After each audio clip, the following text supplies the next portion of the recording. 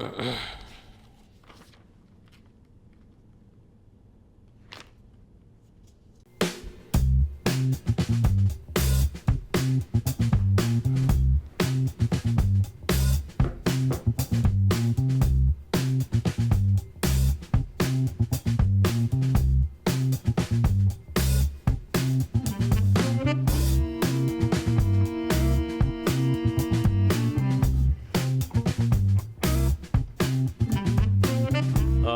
right, time for a podcast. All right.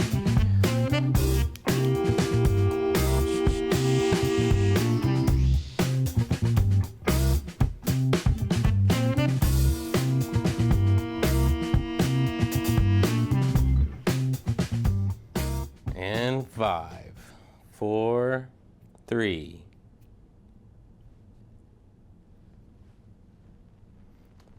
Hello, and welcome to another episode of Rhythm and Wit. My name is David Steele, and with me, as always, is...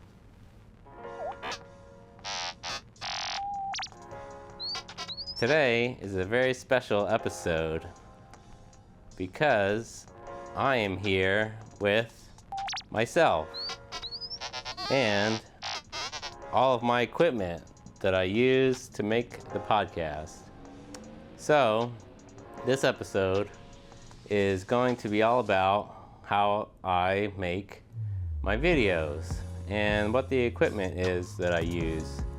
I've gotten some questions from people in the community about kind of my wireless mics and some stuff like that, and I always like talking about cameras, the people that are interested in it. So thought I'd make this video and kind of explain what all I use and how I do it. So check it out. Let's see. First thing I have is the main camera that I use. It's gonna be my Nikon D5100. I bought this camera in 2020. Of course, that was a interesting year for everyone, and lots of people were trying to do different creative things. So I decided to get back into photography. I bought a DSLR off of eBay, so I got a really good deal on it. It came with the kit lens, and then one of my favorite lenses to use when shooting photography is this Nikon. It is a Nikkor 70 to 300 millimeter zoom lens. I like using this lens to shoot photos. Of course, you have to be pretty far away, but this is a really nice lens. And then the main lens that I use is this Sigma 17 to 50 millimeter lens that I picked up and got a good deal used. And I love it, and I love it for the video quality. I think it's really nice and clear, and you can get a big wide angle. Problem with using DSLRs or any type of still photography camera is that there's a limit to the video. There's different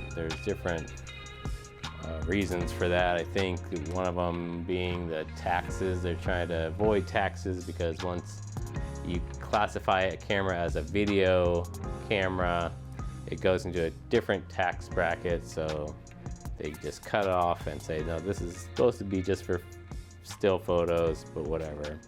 There are workarounds for lots of DSLRs that you can get to record longer, but it can be tricky.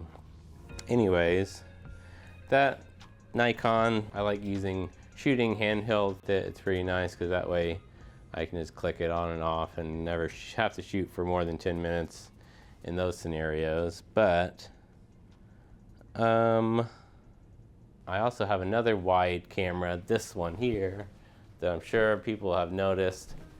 It is a Zoom, the Zoom Q8 160 degree wide angle lens.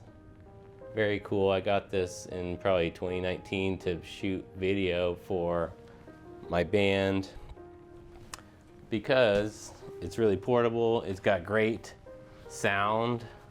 It's got an onboard X and Y, or on the top mounted onto the camera is a X and Y microphone pattern to pick up a stereo room sound. It's really cool for field recordings or field audio recordings of any kind.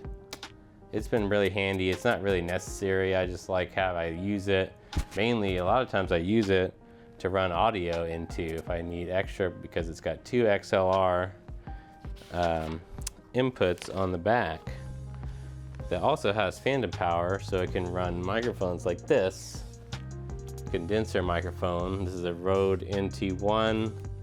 This is one of the mics I started using before I got the Labs. And this one was a nice mic to set up between two people and kind of catch the audio back and forth. It's really nice, but this kind of mic requires something called phantom power. It's a power that powers the mic itself.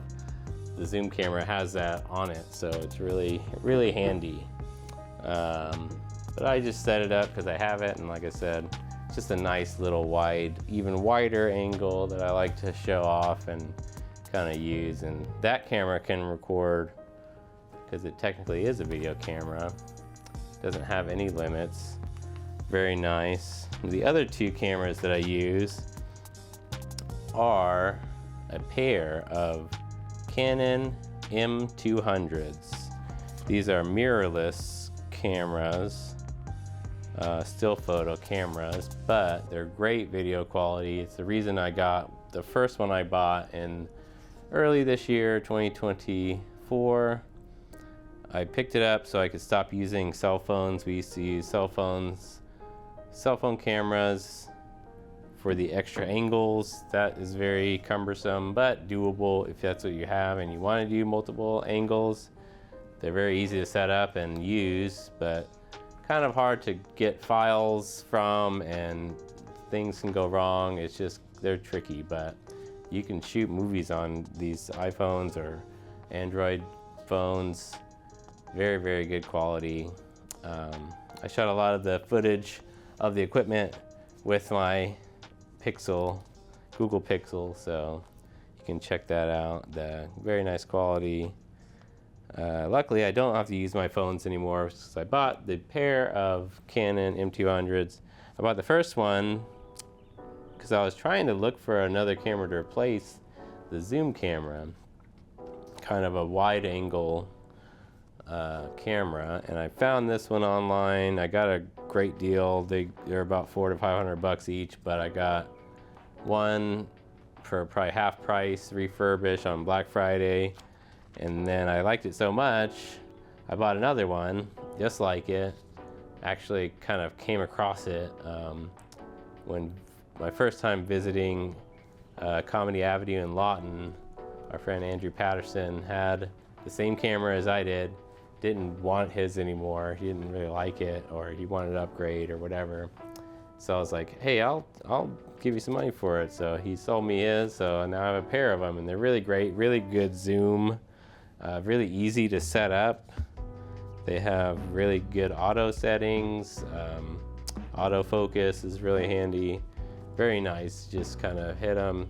Another same problem, they can have a 30-minute limit on recording, but they do have a remote that you can buy that I'll use. I have one, so I'll use that to kind of reset. Luckily, I like the flip up LCD viewfinder, so you can use it. These cameras are great for streamers, I think, if you're wanting to get into streaming at all and just want like a single cam setup. It's nice because it has that LCD. You can flip back up and see exactly, looking into the camera, and see what the camera sees. So they're really nice. I mean, if you can get one on sale, they're really, really handy. I think that they're really good investment if you're wanting to do some video. And I like taking them around to do some handheld shots when I'm out and about, because they have really good image stabilization. If you use any kind of strap to kind of further stabilize, you can get some really nice shots. And they're really just handy. You just click go, and it shoots. like I said, I just leave on the auto settings and get great results. So highly recommend those Canon M200s.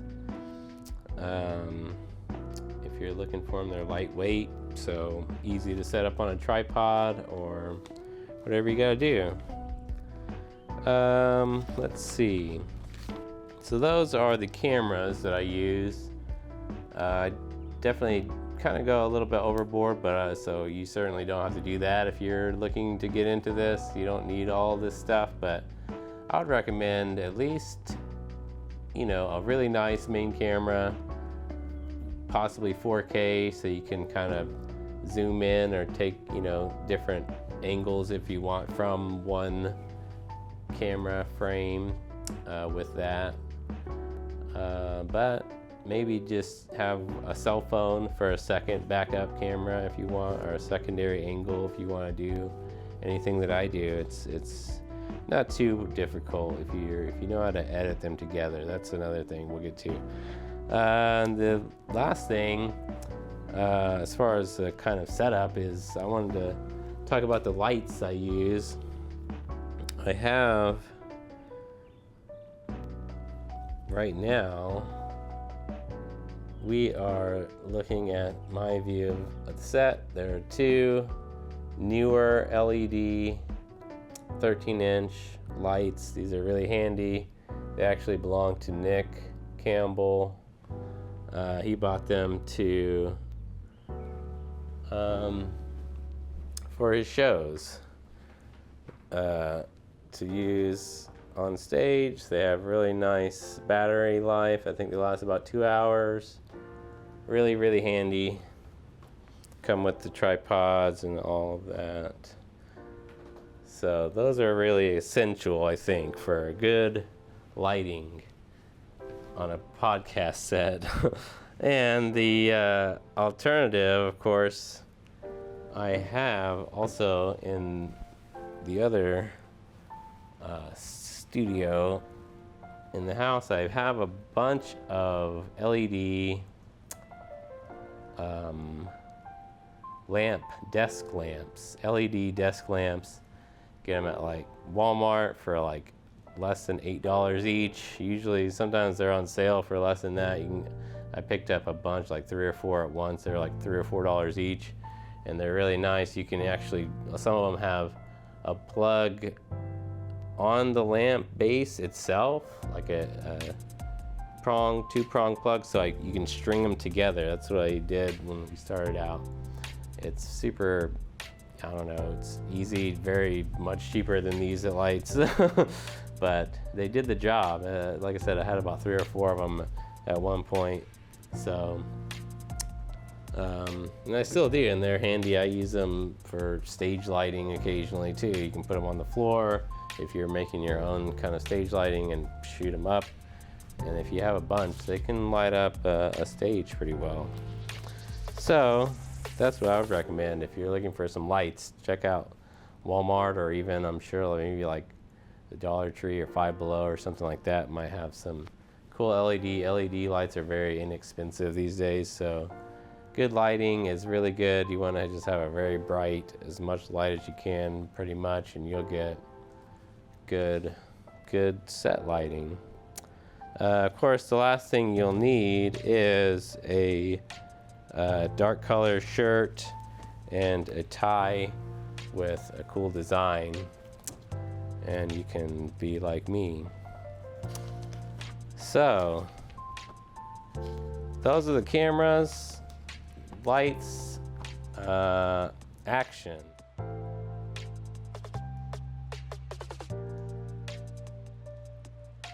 Okay, the last thing I wanted to talk about that I think a lot of people are interested in are the wireless mics that I use. I am a Rode fanboy. I love Rode microphones. I think they're really great. The Rode Wireless Go 2 microphones is what I use as my wireless setup. They're really easy to use. I highly recommend them. They're not too expensive. I think you can get a pair of wireless transmitters and 1 receiver. So you get 2 transmitters. Each one of those is a microphone itself. It has a mic built in to this square. You don't even need the plug lavalier microphone part, because it's got a microphone. You can clip it onto your shirt and it picks up great. They're really nice omnidirectional microphones, so as long as you kind of get it in this general area, you're going to get a good sound. It doesn't even matter if it's upside down, or well, it kind of does, but they're omnidirectional. They're really great. So I think they have a set for the 2 transmitters and receiver for about $300 on Amazon, and that's really all you need. And you can record from the transmitter, sends a wireless signal to the receiver, which you can then plug that into your phone.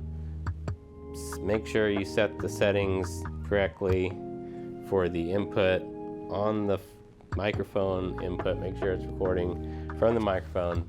That's a big thing. But other than that, pretty simple. You can record straight to your phone, and you can record video with the wireless audio, and they're really handy and really great, especially if you're doing stand-up comedy and you want to record your video and you want better audio than from your camera. You can set up these and just wear a wireless mic. It doesn't even have to be visible. It can be underneath your shirt and no one will notice. I know a lot of comedians that do that, and they get really great sound on their videos for their clips. So I think that's the reason why I've gotten people to ask me about them. I think they're really nice. I recommend getting the good wireless, Rode wireless go-to. These are really good.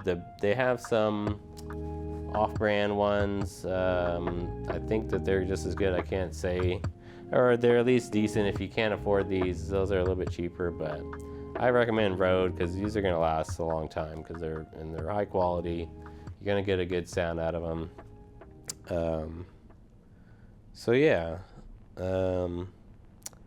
Another neat thing about these is that these transmitters have the ability to record audio onto it itself before it even sends it to the receiver, which is kind of a backup. But the thing is, they're really handy and they sound great if you get the audio off of it. Of course, then you'll have to sync it to your video later, but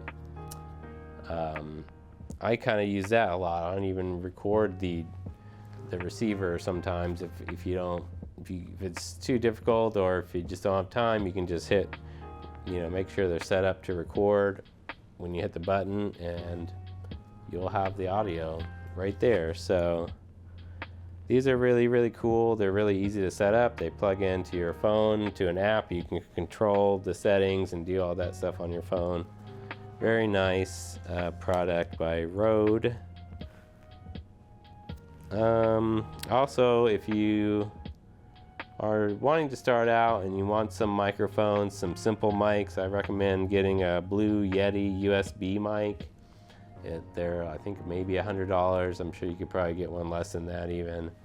They've been around for a while. You can probably get a used one, but they're really easy. So I've never actually used a Blue Yeti, but I've heard a lot about them. I know they're a great starting mic for a podcaster because you can set different settings where it picks up different polar patterns on the microphone. So you can set it for an omnidirectional, so it'll kind of pick up everything around it, or you can set it to a polar, like a split polar, so you have one person on one side of the mic and the other on the other side, and it kind of picks up in this direction. I would recommend getting that, and you can plug that. I think you can probably plug them into your phone these days and record it straight to that, or a laptop, or whatever you need. So check it out, Blue Yetis. You don't need any extra recording equipment. They're really easy to use. So if you're looking for a good little podcast mic, definitely start out with one of those. Or if you want some wireless, pick up the wireless go-tos. Very, very good equipment. So that's pretty much it for the equipment. I wanted to talk about some accessories that I've picked up recently. I got these. These actually go with the wireless Go. It's just a handle. It's a piece of plastic. It comes with the little foam deal, but these are really great because you can plug in your wireless transmitter, turn it on, and bam, you got a handheld wireless mic, and it's super simple. I picked up these mic flags, as they're called, plastic, and put our stickers on there, and pretty professional wireless mic, and super cool, pretty cheap. I don't know, they have these on Amazon. There's a lot of different brands and stuff you can look into, even for your regular mics if you wanted to look into that. Pretty easy stuff. I think a lot of this stuff looks a lot more complicated than it is, but I really love all of it. So if you ever have any questions or want any help, please ask. I love seeing other people do podcasts and do different YouTube videos and all that. So I think that we need more of it, definitely here in the city. So I definitely want to encourage and try to help out people if they need it or if they want help. Let's see. All right, so last thing I wanted to talk about is my editing process. Let's see, I use Adobe Premiere Pro to edit. I don't do any live podcasts or anything like that yet. I want to get into some live streaming eventually, video game streaming, and definitely one day do a live podcast with multicams and all that. Of course, it's difficult as a one-man show to do. Switching between cameras live is difficult, even though I know how to do it. Of course, I've never tried it. You have to get like a switcher and all of that. So, and I'm still learning OBS and all of that. So I'm a little bit doing it not the way I would recommend, I guess. But I also love editing, so that's why I kind of wanted to do it this way for a long time to get better at editing and using Premiere Pro. So I take all the videos and audio and gather all the files afterwards, which is kind of a pain in the ass a lot of times because there's probably 3 or 4 different SD cards that I need to copy and transfer stuff from. So it takes a little while just to get set up, but once I have the videos compiled, put them all into Premiere, load them up on the timeline, and Premiere has this really great feature that it will sync video clips and audio all together using the audio tracks from the camera, each camera. So it automatically syncs up. It does a really good job. I've not really had too many problems. I've had other problems with audio not related to the syncing, but there are ways to make it better, of course. If you do a little clap before you start, if you have multi-cams, that's why they use the clapboards in the movies, so that they sync that clap, and every camera has to see it, so that's their starting point. And you see it on the audio. It's easy to sync up like that, but of course Premiere has a really cool, really great auto syncing function that I use every time. And then of course I sync them all up, and then I make what's called a multi-track clip where I see all of my cameras and I just play it through, and as I'm watching it back, I just switch the cameras where it feels like they need to switch. So it's pretty fun. I like doing it like that. Like I said, it's a lot of work, because if you have a 2-hour podcast with somebody, you got to sit there for more than 2 hours, because you're going to sit there and go through it, and stop and pause and do things like that. So it takes at least 2 hours to go through and edit it, or however long the video is. So it's kind of that's why I've definitely cut back on the super long podcasts. I used to like to put in lots of references and visuals and all of that, and it just takes a lot of time. Like I said, I enjoy it. I still enjoy it. I just don't really have the time as much. But I definitely want to get back into that. But I like doing these shorter type videos too, so hopefully you guys enjoy these. Last thing I'll say about the editing, I like using some filters. I guess I'm sure you guys have seen the filters that I use. I use this nice little kind of overlay of the blue filter on the wide cam, just to kind of differentiate it from the main cam, which is nice and clean. And I used to use some interesting like color paths where I kind of would take out all of the color, one color, kind of like the skin tone color, and make that kind of a grayscale, and then leaving some of the reds and things like that in the background, or whatever. I think that's kind of interesting and kind of fun. I think it's something different to put a little bit of my creativity, my visual creative mind onto the videos. And I think some people have commented on it, said they liked it, so I don't do it as much with the color pass. Just I think I used to use it a little bit to cover up if I had to zoom in and kind of blow up the image and it would be more grainy. So it's like, okay, well, I'm going to make it even more grainy, or maybe make it a little more abstract, or interesting on purpose, so that you kind of cover up that imperfection of the not having the nice crisp video like I like. And now I have the Canon M200s there. I don't necessarily need that to do that anymore, because they have a nice clear zoom on them. So I like using that for the close-up shots.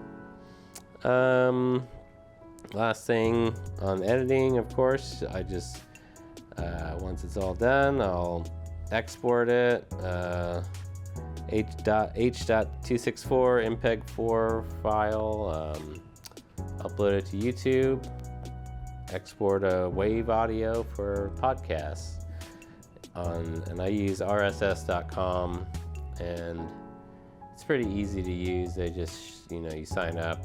I think there's a small fee of some sort. I don't think it's that expensive, but they shoot it to all the platforms, and it's all the major platforms. Super easy to do, and you can schedule it. I like scheduling my videos for 11 a.m. Central every Friday, so be sure to check us out every Friday. There should be new content of some sort.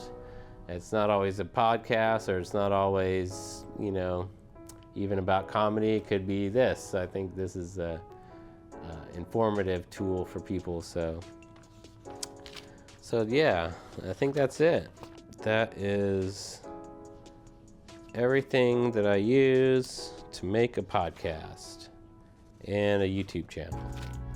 If anybody has any questions, please put them in the comments on the YouTube video. Email us at rhythmandwit@gmail.com. We love to hear from you. We love being a part of the community, so please help us do that and be a part of our show. And yeah, so comment, rhythmandwit@gmail.com, or hit us up on Instagram DMs. We're at rhythmandwit on Instagram. So that's it for this week's episode. I hope you guys learned something, and maybe just got some ideas on what you can do for your video, whether it's a podcast or if you're doing music.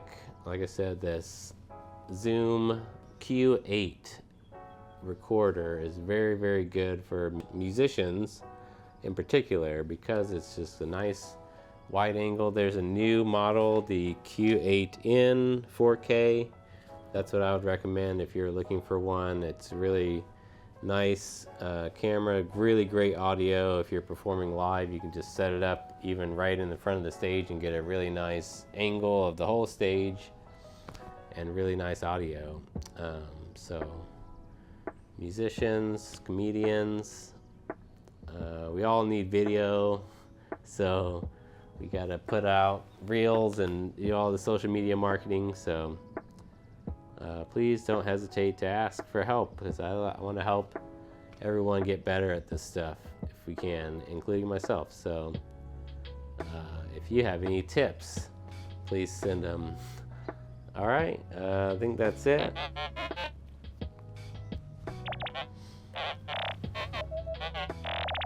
Yeah. Good idea. All right, I'll tell them. Cool. All right, yeah, so now I want to talk to you guys about some upcoming events going on this weekend.